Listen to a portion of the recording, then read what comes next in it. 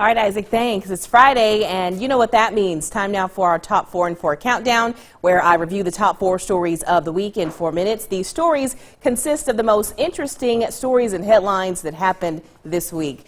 Starting with headline number 4, the man suspected of fatally shooting a Florida police officer spoke out of turn and was very defiant in an Orlando courtroom where he made an initial appearance on charges of killing his pregnant ex-girlfriend. Get this, 41-year-old Markeith Lloyd told the judge Thursday morning that he plans to represent himself and said the charges against him were bogus, made up. Well, the judge ordered Lloyd held without bond. Lloyd's eye was bandaged and 2 officers flanked him as he stood at the podium wearing a bulletproof vest. He was injured during his arrest Tuesday night following a week-long manhunt.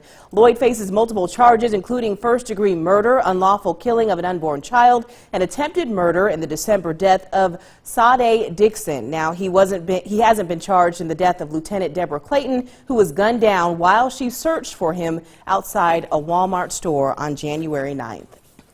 Up next, headline number 3, Twitter says it has suspended 360,000 user accounts in the past 18 months for threatening or promoting acts of terrorism.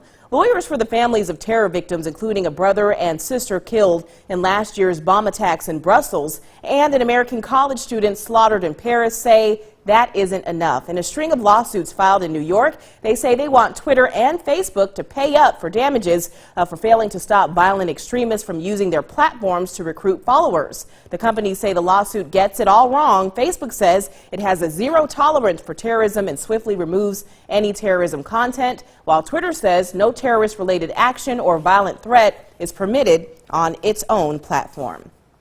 Here's headline number 2. This story has been talked about all week long. More than 60 House Democrats are skipping President-elect Donald Trump's inauguration, most of whom are boycotting the historic event over the businessman's feud with Representative John Lewis. Attitudes among their colleagues, though, in the upper chamber, however, are much more reserved.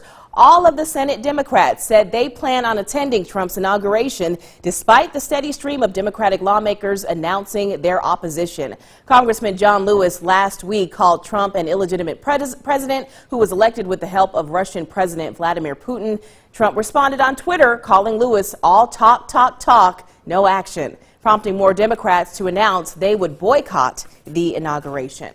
Which leads me to headline number 1, Inauguration Day for President-elect Donald Trump. That is today. It marks the day that will stand in history as America gets its 45th president. Well, before Mr. Trump is sworn into office this afternoon, he'll attend church with his family this morning. Then he'll meet President Barack Obama and First Lady Michelle Obama for tea at the White House. The Trumps and the Obamas will travel together in the presidential limousine for the short trip to the Capitol for the noon swearing-in ceremony. And while that's going on, a women's march on Washington, planned for Saturday morning, is said to be one of the biggest protests in American history. Hundreds of thousands of women from all over the U.S. plan to take that trip to Washington, hoping they are seen and their voices are heard. The women involved say they are making it clear that their message is not about politics, it's personal. Well, be sure to join me next week.